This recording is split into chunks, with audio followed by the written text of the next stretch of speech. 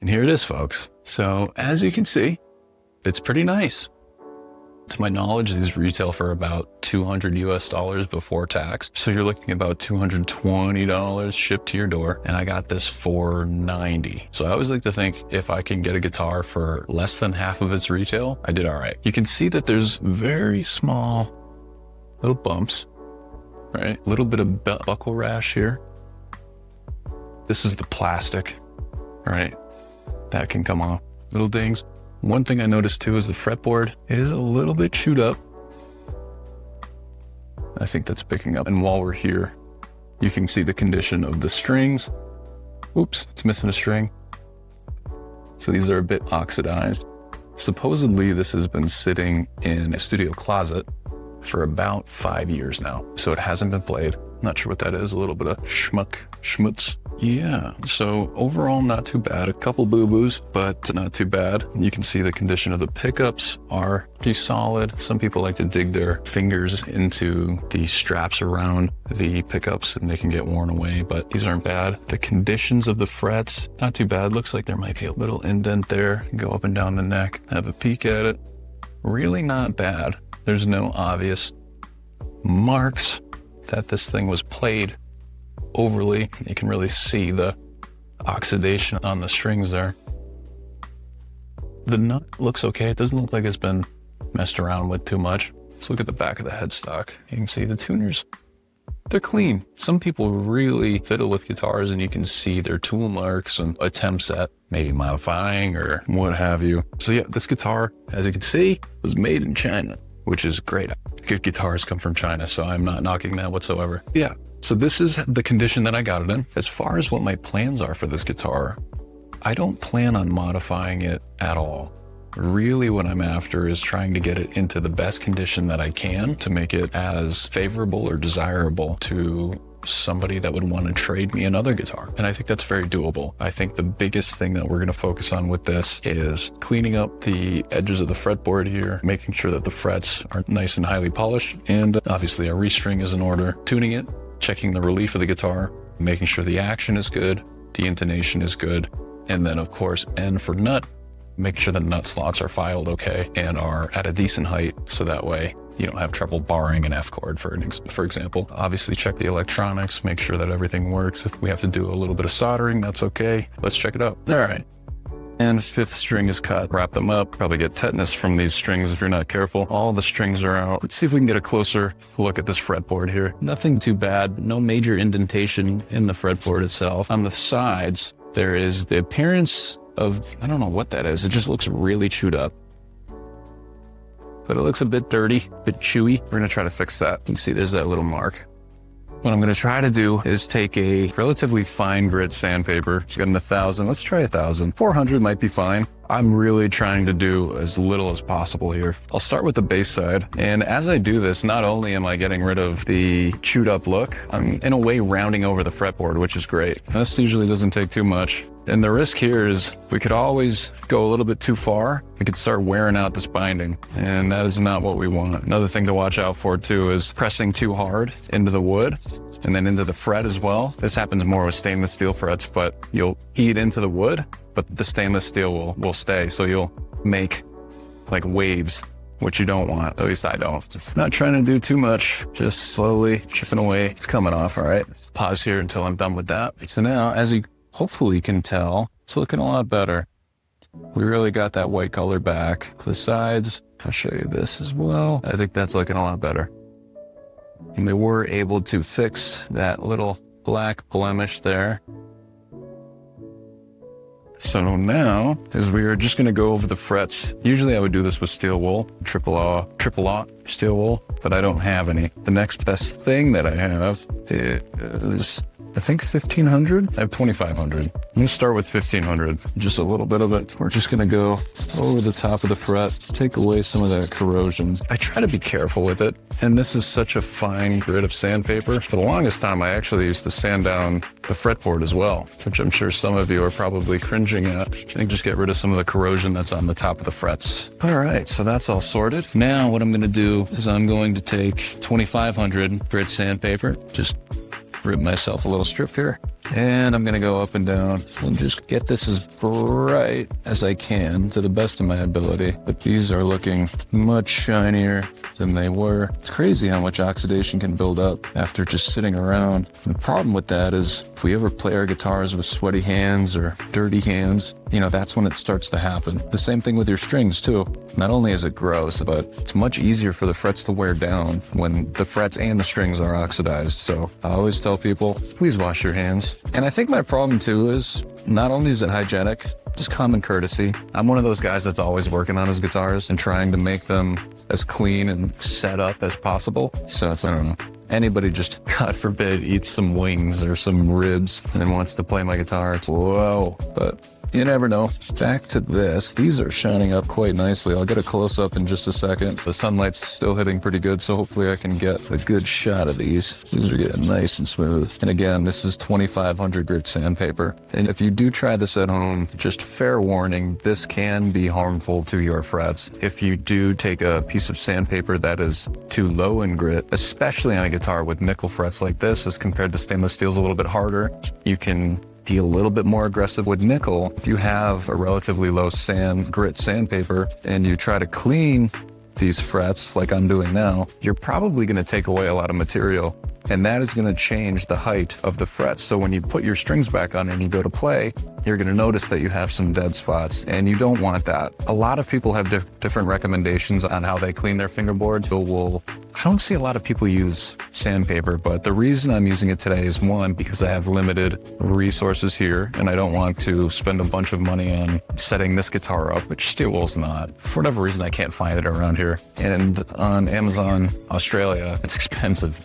So I found a pack of high grit sandpaper for polishing, and this should be just fine because this pad right here is 2500 grit sandpaper. This is barely doing anything to the frets, and I know that there's probably people out there that are very much willing to go to war with me on that statement. I've done this enough times to where I feel comfortable enough to not do any serious damage or reshaping of these frets. So in summary, fair warning, be careful when you're cleaning your frets and try to use the right material. Another thing too is if you use steel wool, I know a lot of people out there do. If you're a beginner, the tough thing about steel wool is that the fibers get everywhere. It can be a pain in the butt to clean up. Your pickups will attract them, quite literally, because they're magnets. Getting them off of your pickup completely is pretty virtually impossible. So if you do use steel wool, try to use some painter's tape and just tape down your pickups, meaning just put a couple strips over your pickups, so that way when you're done cleaning, you can pull the tape off, and hopefully you won't have any steel wool shavings in your electronics, because that's no fun. And then after we get these frets nice and polished up, we're gonna just take a very damp cloth,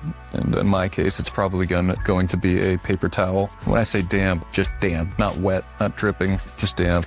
And just go over the fretboard, clean up any residual dust or shavings that came about when we were cleaning up these frets. And then after that, I'm gonna put a little bit of Dunlop lemon oil on the fretboard, just using it as a way to clean the fretboard. Living where I live right now in Australia, it's pretty humid, so it's not like we need to rehydrate the board, because it's not too bad. Although you can see some grain, it's pretty hydrated. We're gonna just use it to clean.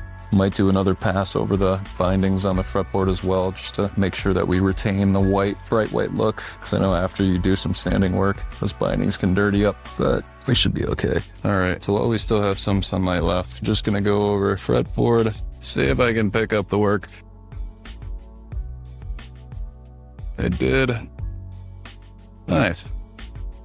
Alrighty, welcome back. We are back on the inside. Got a little bit dirty. So yeah, I really like what we accomplished there. Not only did we sand away the blemishes on the side of the fretboard here, at the same time, we rounded over the fretboard a bit. And there weren't any poking out frets to begin with, but we really kind of made sure of that when we passed through with the sandpaper. This is feeling real nice. There's no friction here, nothing to really get caught on. And I think it cleaned up quite nicely, and these frets are looking a lot better than they did. So as we mentioned, what I'm gonna do is basically just do a quick pass with a little bit of lemon oil. And this is by Dunlop. This is what I could find down here. Generously applying lemon oil to the fretboard here. Some people will drip it on the fretboard, but from a very young age, it's always taught, always put it on the cloth first and apply it. For me, it was a Windex bottle, because I was in charge of cleaning mirrors. As a kid, that was one of my chores. I would always go crazy with the spray bottle and get it on everything. I would always get in trouble for it. So I was conditioned not to do that, put it on the cloth. And like I said, it's relatively humid here in Australia, so this doesn't need it to rehumidify the fretboard per se. We're just doing this to clean it up. And it's not that it's dirty, but we did just run sandpaper through this board and get little chunks of nickel, metal, probably shavings of whatever top coat is on this fretboard as well. So just getting a thin layer of lemon oil on it, and we're just gonna wipe that all off. Depending on who you talk to too, do it a couple different ways. They'll tell you to just do very quick passes quick and let it absorb, and then another run quick all up and down, and then really let it soak in. Because some people think, I really don't know if this is true or not, that if you just rub it in, you don't let it soak at first, essentially you're just rubbing the dirt back into the fretboard. I don't know how true that is. I'm doing a mix of both. I'm doing not the lightest passes between each fret, but I'm making sure that every corner has got some lemon oil on it. And then we'll wait a little bit and see how much of it absorbs. If it starts to blotch, then we know we need more. And if it stays the way that it is, then we're okay and we'll wipe it off. Look at that. It's looking much cleaner. So now all we're doing is just wiping away the excess oil. Whenever rime was on the board, slowly but surely. This can be a soothing process as well. You know what I'm going to show you here? This is your sign to clean your fretboards, people. Some of this was from me sanding, of course, but a lot of it wasn't.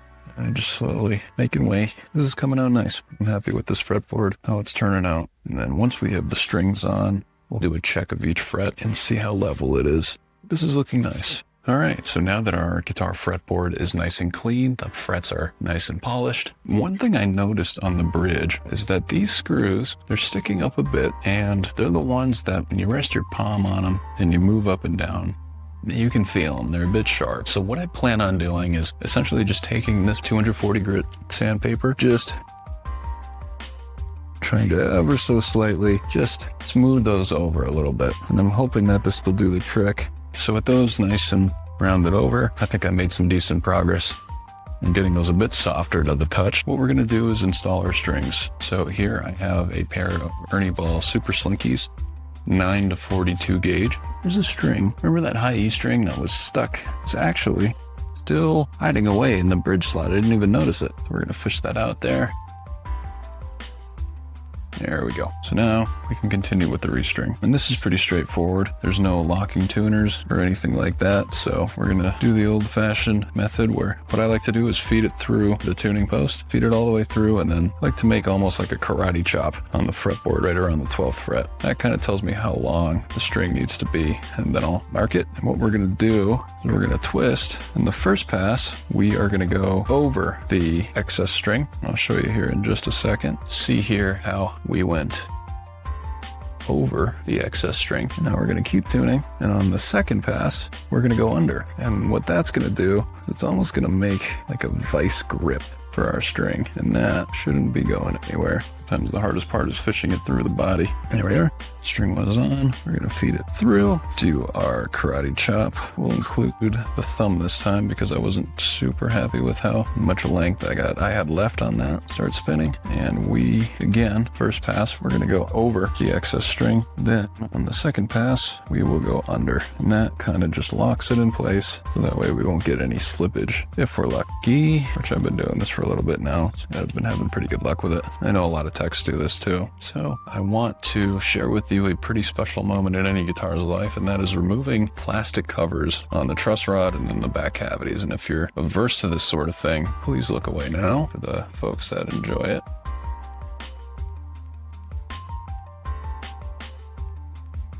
Nice. So it looks like the back plate is already done, but I can tell that the back spring cavity is not done yet. So pull, here we go.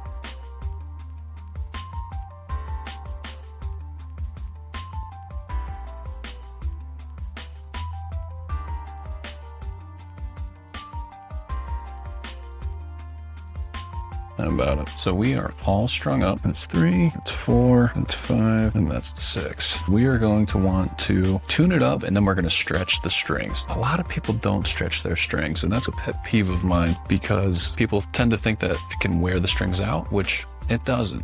In all honesty, all it's doing is making the guitar stay in tune because the string is going to stretch regardless as you play it. So the best thing you can do is try to get it loosened up. So I'm going to do that now. I'm going to grab a tuner and we'll go ahead and get that started. We are almost right on an E anyways. We practically had tuned this thing to pitch by ear. I guess that, not that string, there's no D. Basically what I'm doing is I'm gripping the string underneath with my 4 fingers and I'm taking my thumb and I'm pressing down on the top.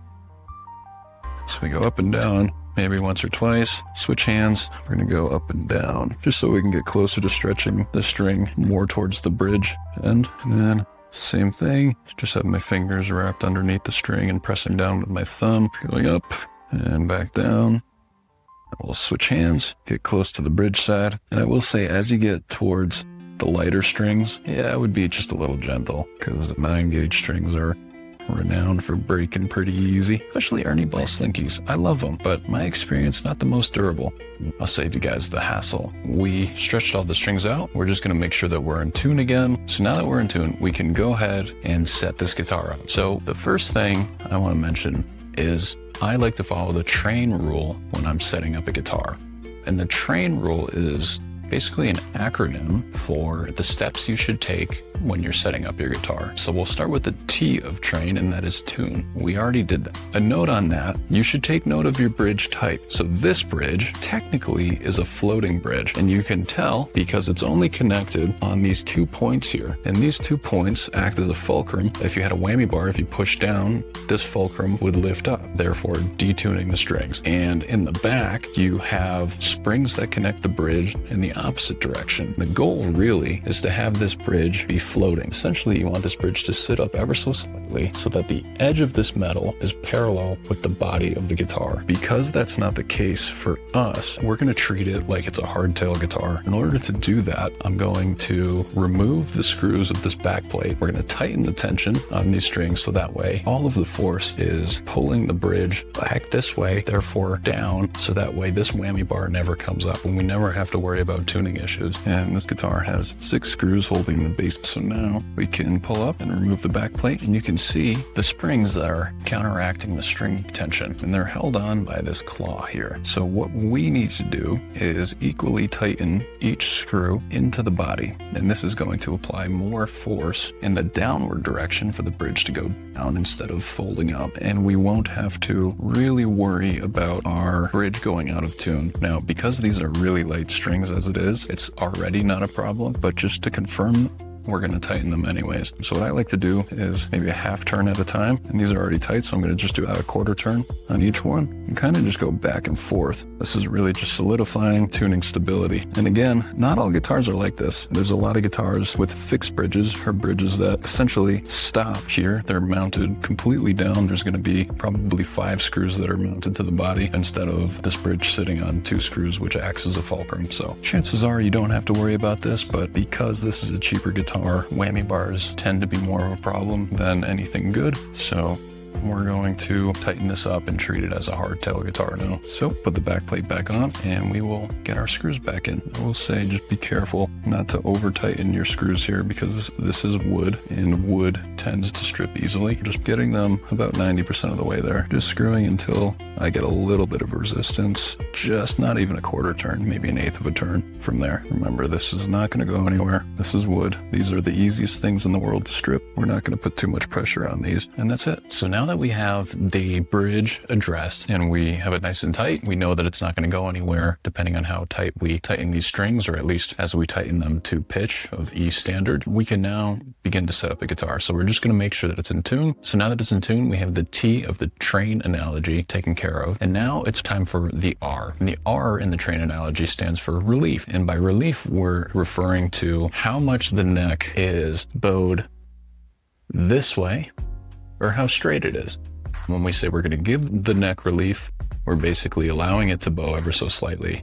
And when we want to put tension on the neck, we're going to tighten the truss rod, and that's going to make it go straighter again. Before we make any decisions, we have to understand where it's sitting at now. There are certain tools for this where you can put basically a straight edge that's fretted out individually so it sits perfectly on the fretboard. If that straight edge is touching every point on the actual board and not the frets, then you have a straight neck. If only the ends of the measuring tool are touching and there's a gap in the middle, you know that you have a lot of relief in the neck and you probably may want to tighten it. If the tool is touching in the middle and not on the sides, then you know that you might have a bowed neck or a neck that is overly tightened in the wrong direction. I don't have a tool like that on me, so the next best way to tell is by taking your left hand or whatever hand is closest to the nut and by pressing down on the first fret of the E string. And then there's a couple different methods to do. Some people like to take their pinky and put it on the 24th fret or 21st, whatever the last fret is on your guitar, and pressing down there. And then we're gonna go all the way to the 12th fret and touch down. And what we're looking for here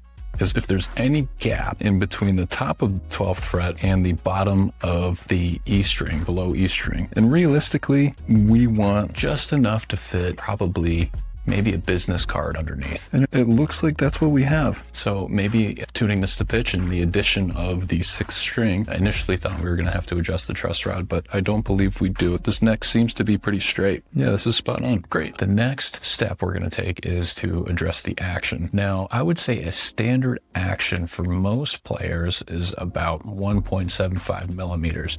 That is gonna be the distance from the bottom of the low E string to the top of the 12th fret. Hit this little gap here with an in playing position without applying any pressure anywhere on the strings. We're going to measure from the top of the 12th fret to the bottom of the E string. If you're a super shredder, some people like it as low as a little over a millimeter, and some people like it as high as over 2 millimeters. For me, my sweet spot seems to be around 1.5 millimeters, but on cheaper guitars with not perfect fretwork, the lower you go with the string and the closer that it is to the frets, the less room there is for error on the heights of the frets. If you press down on one of the frets up here, and this fret that we're pressing down is lower than the fret above it, then that string could potentially catch and start buzzing or completely fretting out, so you won't hear any notes. So if the action on the bridge is higher, that allows for the string to be higher and therefore further away from that fret that's above it, and you're less likely to have a dead note or a buzzing note. So that's the ideology behind that. I find that most guitars can get away with 1.5 to 1.75 millimeters. So we're gonna see where it's at now and then make some adjustments if needed. So we have the guitar in playing position. We have our measuring tool here. Essentially, I have a gauge, and in small increments, it goes up by 1/4 of a millimeter. This is measuring from the bottom of this card tool here, and there's an indication for how high up each increment is. So it starts off with 1/4 of a millimeter, and it goes all the way up to 3.5 millimeters. Put the tool, lay it on the frets, and again, we're measuring from the top of the frets to the bottom of the E string, and this is sitting at 1.75 millimeters. Okay, the A string, it's actually a bit higher. Say it's 1.9 millimeters. So we're gonna go ahead and lower that. And to do that, we're gonna take some Allen keys, and I'm unscrewing, because as we unscrew, the bridge will lower. So now with that done, we're gonna measure again, and we're just gonna go for 1.75 all the way across the board. And I can afford maybe another 1/8 of a turn on each. And we can measure again. So close. I tend to get very particular when it comes to these measurements, so don't mind me. That's 1.75. Okay. Now we're going to move to the D string. And remember, we're only making these bridge adjustments after we've checked the relief of the neck, because if the relief of the neck is off, that will drastically affect the action. So we always want to check the relief first. And then if the relief is straight or to your liking, then you adjust the saddles. So we're getting close on the D string here. We'll continue to do this until everything is at the correct height. I noticed that one post in the saddle was drastically screwed in much further than the other post. You essentially want to keep each post with equal heights as you adjust. So when you adjust one post, you want to make this pretty much the same adjustment to the other post. What can happen is this can affect the string spacing, but we're looking for equal spacing across the strings. I was adjusting the saddles on the high E string, and I'm going to reference myself from earlier in the video about why I don't really like Ernie Ball slinky strings, is because, especially Ernie Ball slinkies, I love them, but my experience, not the most durable. I just broke one. So I gotta run to the guitar store and get a new set of strings just for the high E string. We will continue this tomorrow. We are back. It is a new day, and we got a new string. The bridge saddles on bridges like this, where the saddles have just 2 poles that they sit on and they're installed from the back of the bridge just by a single screw. So the way that it was sitting slightly off kilter to the right, so when I went to go try to push it back towards it, I think the abrupt movement cut it. I don't think these are necessarily super sharp saddles. They don't feel it. At least the trough that the string sits in isn't sharp or anything like that. So I think it was just, it had a lot of tension on it. Just cut it right at the base. So the new string is all tuned up. I stretch it out lightly. I did not overdo it because I don't want it to break on me again. All of the saddles are level and all of the strings are now equally the same distance from the top of the 12th fret to the bottom of each of their individual strings. And that is now 1.5 millimeters. So we have a nice, relatively low action, not the lowest you can get, but still a low action. The neck is still very straight. We could afford maybe a quarter turn to the left, meaning that this truss rod will loosen up and give it ever so slightly of a bow. But right now, it is just sitting above the middle of the string. When I tap it, the string is just sitting above the fret, which is what I like. So that's good.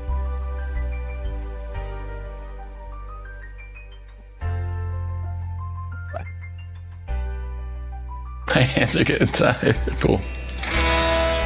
You'll hear this. Just a little bit of fizzle. That doesn't mean that it's buzzing. That's just from the neck being so straight and the strings being relatively low. All right, so now we have to work with the intonation. And to do that, we play our low string, make sure it's perfectly in tune, and then we play on the 12th fret.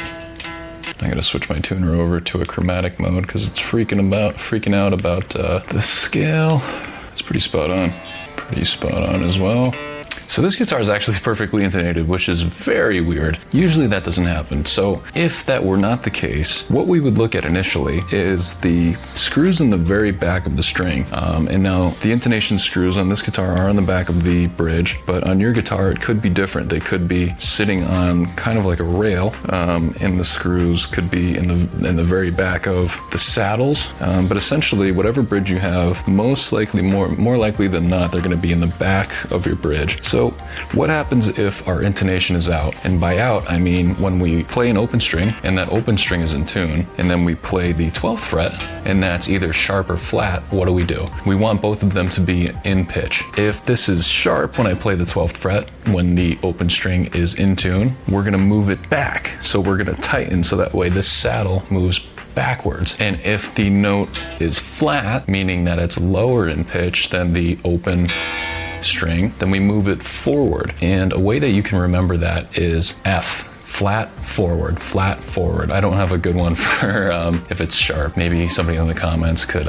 enlighten us all with a good acronym for that. Just filming on the iPhone quickly because I realized that the camera footage got corrupted, but I wanted to explain the N in the train analogy, and that stands for nut. So we have the Jackson here, and essentially what we're looking for is the distance from how high this nut is sitting. If it's too high, barring down on the first fret can be a pain, and it can cause intonation issues as well. If it's too low, it can catch on this first fret here and you're gonna get a lot of buzzing. So you want it to be at the right height. And the way that you measure that is you're gonna take, usually it's gonna be your ring finger, and you're gonna press down on the 3rd fret. We are going to take note of where the string is sitting relative to when it goes over the 1st fret. And then there should be ever so slightly a very small gap there, just enough to press down with your index finger. I'm not sure if you can see that, but that is actually perfect. If this nut was too high, you'd have a big gap there, and I'm talking maybe 1/4 of a millimeter of a gap. If it was too high, essentially you would be taking some sandpaper, running it through the trough until you slowly wear away at some of the material, and the string will sit a little bit lower. And if it's too low, I would probably get a new nut, but things you can do are add some super glue and shave down the super glue once it dries. There's a couple different options, but yeah, essentially we're looking for the smallest gap when we press down on the 3rd fret between the string, the bottom of the string, and the 1st fret. I should mention you are checking all of the strings, not just the low E string. We have audio, hopefully going to the video.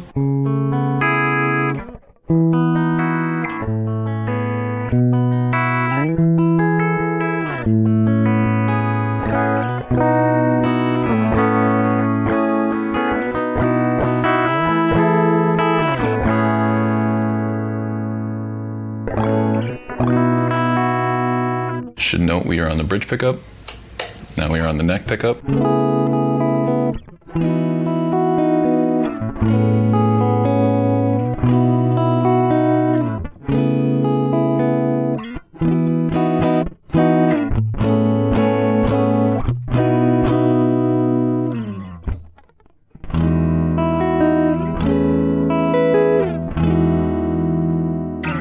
Okay, now let's get some plugins on here. Okay, so for uniformity's sake, I have loaded Neural DSP archetype, the Pliny X, and this is just the default preset. So here we go.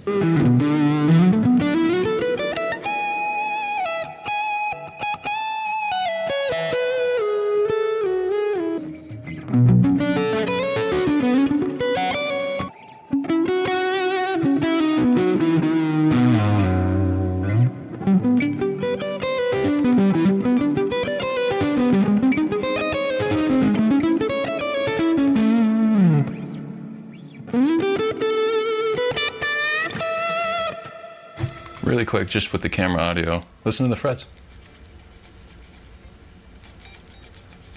You can't even hear them. So our polishing paid off. I'm going to the bridge pickup now.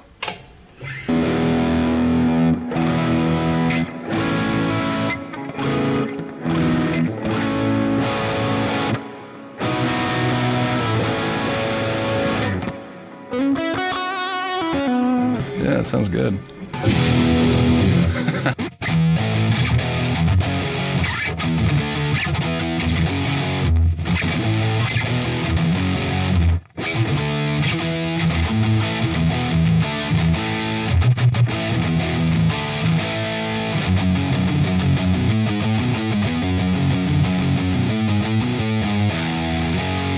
Let's try some drop D stuff.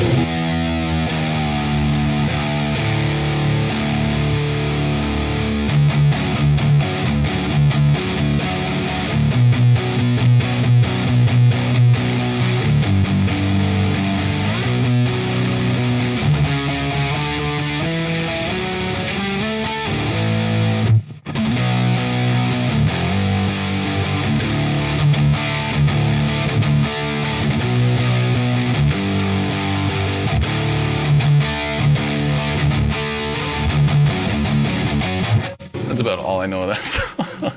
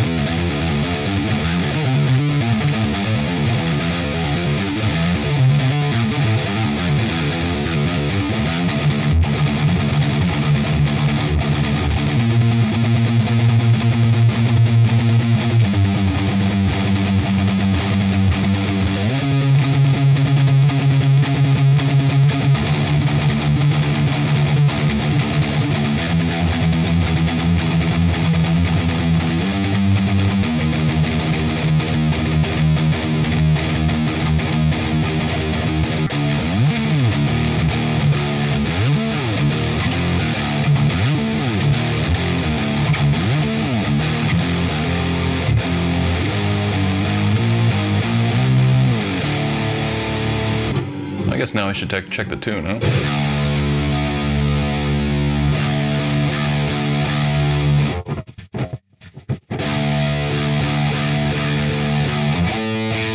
A's good. D string's good. G string's good. B string's good. E string's good.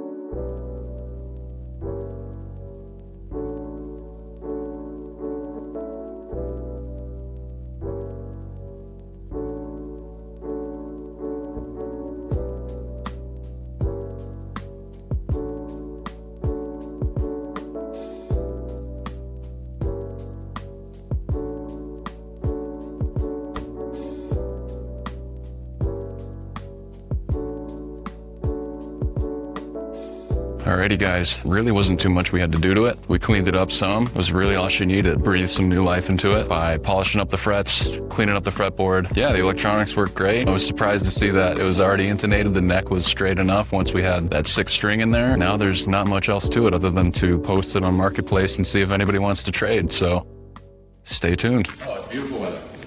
Yeah. That's what you meant. Yes, it is.